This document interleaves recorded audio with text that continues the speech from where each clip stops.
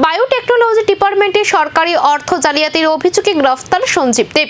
ঘটনাকে ঘিরে চাঞ্চল্য ছড়িয়েছে প্রশাসনিক মহলে। অভিযোগ, সরকারি প্রকল্পের অর্থ সংক্রান্ত জালিয়াতির সঙ্গে তার প্রত্যক্ষ যোগ রয়েছে। শুক্রবার রাতে এনসিসি থানার পুলিশ অভিযান চালিয়ে তাকে গ্রেফতার করে। এর আগেও এই মামলায় একাধিক ব্যক্তির নাম উঠে এসেছে বলে পুলিশ সূত্রে জানা গেছে। এসডিপিও সুব্রত বর্মন জানান, প্রাথমিক তদন্তে গুরুত্বপূর্ণ তথ্য মিলেছে এবং পুরো অর্থ লেনদেনের নেটওয়ার্ক খতিয়ে দেখা হচ্ছে। তদন্তকারীদের ধারণা এই জালিয়াতির পেছনে আরো বড় চক্র সক্রিয় থাকতে পারে, তাই প্রতিটি লেনদেন ও নথি খতিয়ে দেখা হচ্ছে।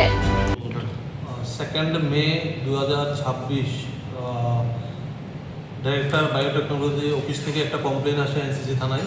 তো কমপ্লেনে মেনশন করা থাকে যে গভর্নমেন্ট মানি যেটা নাকি বিভিন্ন অ্যাকাউন্টে ওরা ক্রেডিট করে নিয়েছে ইলিগালি।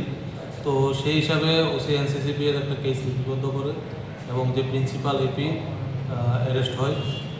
পরবর্তী সময় এটাতে পিসি অ্যাক্ট লাগানোর সুবাদে আমাকে কেসটা হ্যান্ড ওভার করা হয়।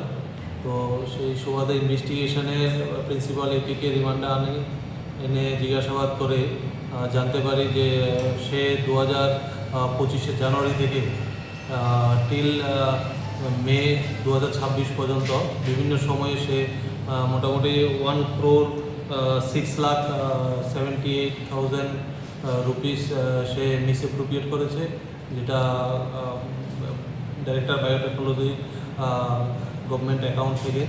তো এটা বিভিন্ন 4টা অ্যাকাউন্টে ক্রেডিটেড হয়েছে। তো 4টা অ্যাকাউন্ট সরকারি অর্থ জালিয়াতির এই রহস্য কোথায় কি শেষ হয় আর কারা জড়িত, এখন সেটাই সবচেয়ে বড় প্রশ্ন। তদন্তে মিলবে আসল সত্য।